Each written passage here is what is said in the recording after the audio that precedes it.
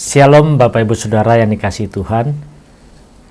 Kita berjumpa kembali pada saat ini bersama dengan saya Buyung Kosaputra di channel CPS Television. Bagaimana kabar Bapak Ibu pada sore hari ini? Kita sudah melalui kehidupan kita dari pagi sampai saat ini. Harapan saya Bapak Ibu Saudara semua tetap dalam kondisi yang baik, tetap dalam kondisi yang menyenangkan hati Tuhan di dalam setiap kehidupan kita. Tetapi ada hal yang perlu kita ketahui bahwa iblis itu begitu licik. Dia sangat jahat dan dia bisa menipu kita dengan berbagai macam cara.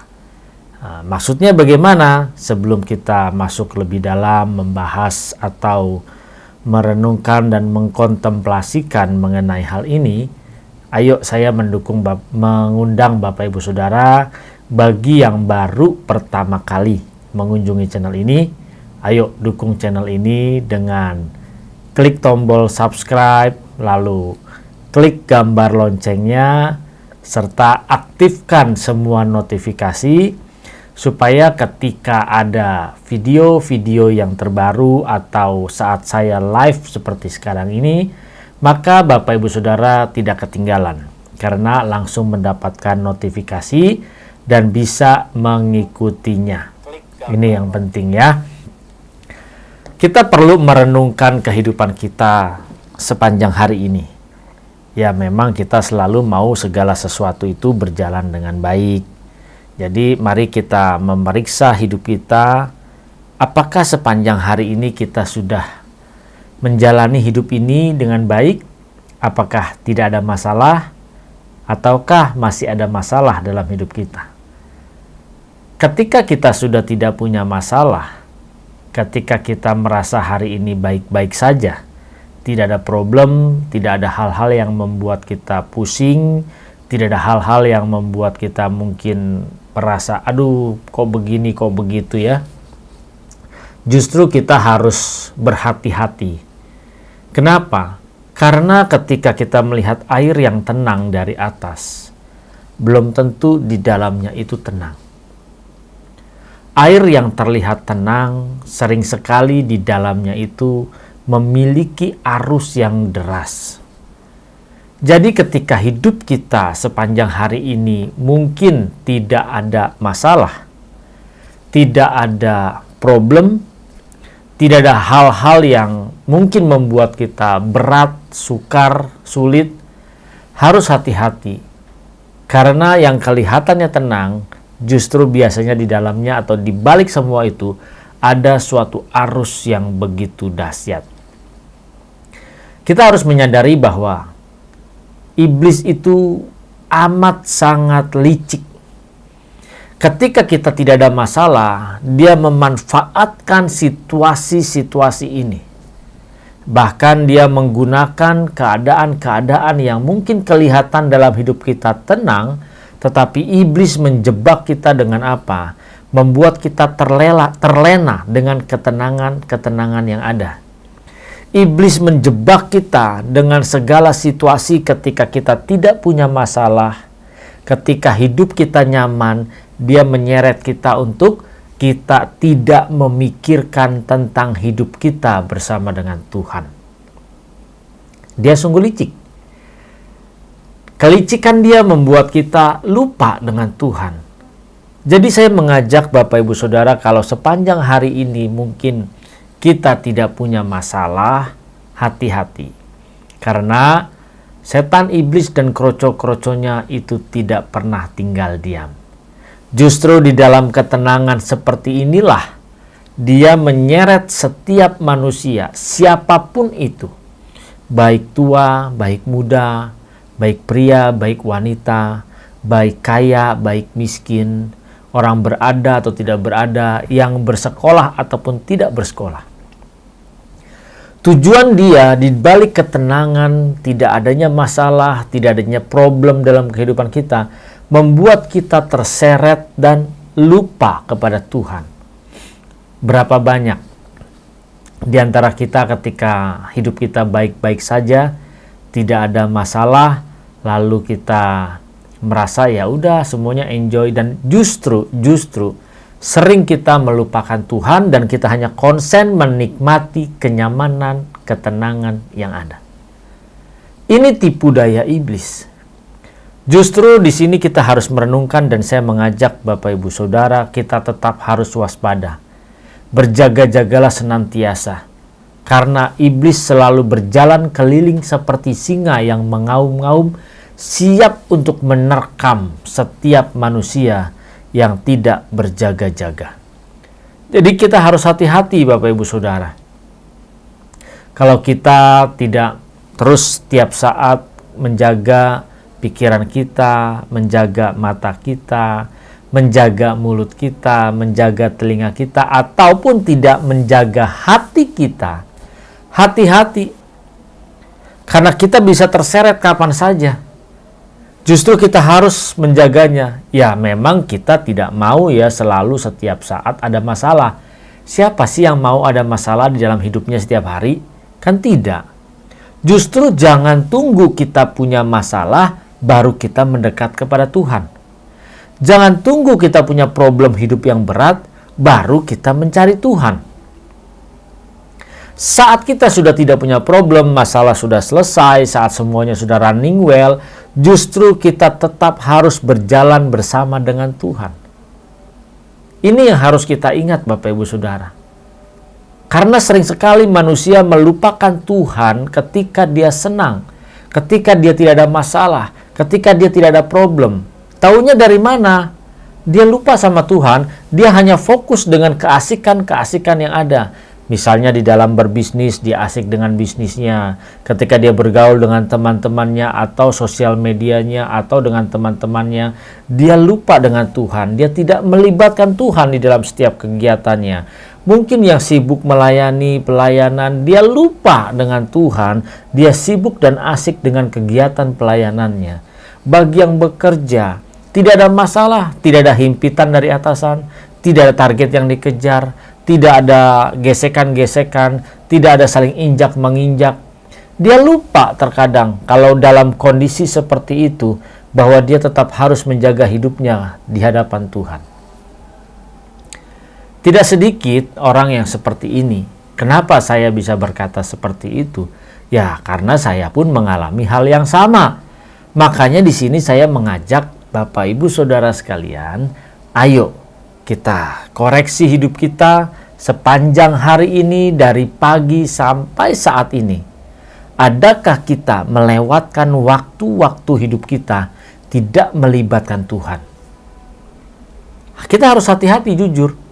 Karena setan iblis tadi yang saya bilang, dia berjalan keliling seperti singa yang mengaum-ngaum untuk menerkam manusia yang tidak pernah berjaga-jaga. Setan iblis itu sangat licik. Dia bisa menyerang kita pada saat kita tenang, pada saat kita tidak tenang, pada saat kita ada masalah, pada saat kita tidak ada masalah. Dan dia bisa mengkamuflase segalanya, kelihatannya normal, kelihatannya wajar. Dan itu yang harus kita lakukan. Padahal dia mengkamuflase semuanya supaya kita tidak fokus dan melibatkan Tuhan di dalam kehidupan kita. Kita harus berjaga dalam hal ini Bapak Ibu Saudara. Tidak bisa tidak. Kalau enggak, ya pastilah kita sudah terseret dan kita tidak melibatkan Tuhan di dalam setiap tindak tanduk kita. Jadi mari Bapak Ibu Saudara, kita jangan menunggu ada masalah baru kita melibatkan Tuhan. Tetapi libatkan Tuhan pada saat kita tidak punya masalah, pada saat kita ada masalah, tetap kita harus berjalan sesuai seturut dengan kehendak Tuhan. Kita harus melibatkannya. Ketika kita mau mengambil sebuah keputusan, kita libatkan Tuhan. Apakah Tuhan suka atau tidak? Saat kita bergaul dengan teman-teman, kita harus melibatkan Tuhan. Apakah Tuhan suka dengan pergaulan-pergaulan kita? Apakah Tuhan suka dengan perkataan-perkataan kita? Apakah Tuhan suka dengan sikap-sikap kita di dalam bergaul? Kita harus melibatkan Tuhan dan kita harus belajar peka untuk hal ini. Terkadang di dalam ketenangan, keteduhan, tidak ada masalah, justru kita terlena. Ini banyak sekali terjadi. Nah, di sini Saya ingatkan sekali lagi bahwa iblis setan berusaha menjebak setiap kita. Ingat ya, setiap kita, siapapun. Dia tidak memandang usia, tidak memandang genre, dia tidak memandang kekayaan, dia tidak memandang pendidikan. Semua orang dia akan berusaha jebak dengan caranya. Di dalam ketenangan, dia bisa jebak kita melupakan Tuhan. Di dalam kita punya masalah, dia pun bisa menjebak kita untuk tidak mengandalkan Tuhan. Sama-sama di dalam kondisi yang sama. Dia menjebak manusia supaya meninggalkan Tuhan dan tidak melakukan apa yang Tuhan inginkan di dalam kehidupan kita. Berapa banyak orang terlena, misalnya dia yang melayani di dalam dunia pelayanan, di dalam dunia kerohanian, dia lupa sama Tuhan, dia mengandalkan kekuatannya, dia mengandalkan kolega-koleganya, dia mengandalkan kepintaran-kepintarannya. Ini yang perlu diwaspadai. Bagi Bapak Ibu Saudara yang bekerja juga, mungkin di dalam pekerjaan kita sedang tidak ada masalah, sedang baik-baik, sedang tidak ada tekanan-tekanan dari atasan, sedang tidak ada gesekan dari sesama, dan biasanya kita bergembira dalam hal ini dan kita lupa akan Tuhan. Dan nanti kita akan ingat lagi ketika ada masalah, mungkin ketika ada himpitan, ada tekanan, ada masalah, baru kita ingat Tuhan. Di dalam berbisnis juga begitu. Yang buka toko, yang buka usaha apapun itu, terkadang lupa ketika mungkin tokonya rame, banyak pembeli, ketika mungkin bisnisnya lancar, banyak menghasilkan keuntungan dan profit. Dia lupa, dia asik dengan bisnis dan pekerjaannya, dan dia tidak melibatkan Tuhan di dalam setiap tindak tanduk perbuatannya. Hal ini sama saja bagi orang yang mungkin berada di dalam dunia kerohanian dan tidak. Semua rata-rata terjebak dengan iblis, dengan tipu dayanya untuk melupakan atau menyampingkan Tuhan. Nah, dalam hal ini kita harus belajar berjuang, menjadikan Tuhan satu-satunya dalam kehidupan kita, sehingga ketika kita menjalani hidup kita dari hari demi hari, tetap utamakan Tuhan, karena dialah satu-satunya, tidak ada lagi yang lain. Ketika kita bahagia, libatkan Tuhan. Ketika kita tidak punya masalah, libatkan Tuhan. Ketika tidak ada problem hidup yang berat, tetap libatkan Tuhan. Jangan tunggu ada problem, jangan tunggu ada masalah, baru kita melibatkan Tuhan.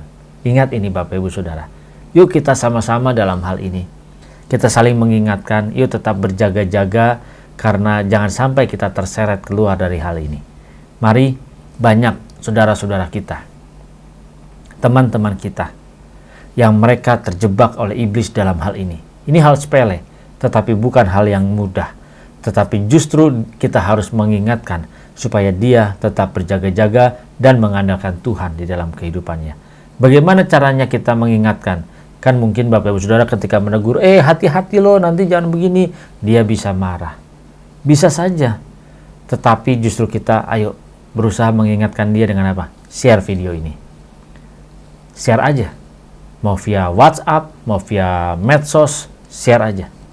Supaya dia juga melihat. Kalau dia tidak lihat bagaimana? Ya sudah, yang penting kita sudah lakukan tugas kita sudah lakukan tanggung jawab kita, dan kita memberkati orang lain dari apapun yang ada di dalam diri kita berkati orang lain. Biar Tuhan yang bekerja, dan kita percaya, pasti orang itu pun akan dijamahnya dan diubahkannya. Bagi Bapak Ibu Saudara, ayo, yang baru pertama kali mengunjungi channel ini, ayo dukung channel ini dengan klik tombol subscribe, lalu klik gambar loncengnya, dan pilih semua notifikasi, supaya ketika ada video-video yang terbaru atau saya live seperti ini, maka bisa mendapatkan notifikasinya secara langsung. Mari tetap kita berjaga-jaga, hati-hati, jangan terlena. Penting, jangan terlena. Karena sebentar lagi kita akan tidur malam, kita tidak tahu apakah nanti malam kita masih bisa bernafas, ataukah kita masih bisa bangun besok pagi dengan tubuh yang sehat, ataukah kita bablas tidurnya, kita nggak tahu. Tapi tetap berjaga-jaga, bersihkan hati kita hari ini. Sepanjang hari ini apa yang kita lakukan, minta ampun kepada Tuhan, dan bersihkan, sucikan hati kita di hadapan Tuhan, supaya kita siap kapanpun kita dipanggil pulang, kita akan menjumpai Tuhan di tempat yang Dia janjikan, di surga yang kekal. Tuhan memberkati. Salam transformasi.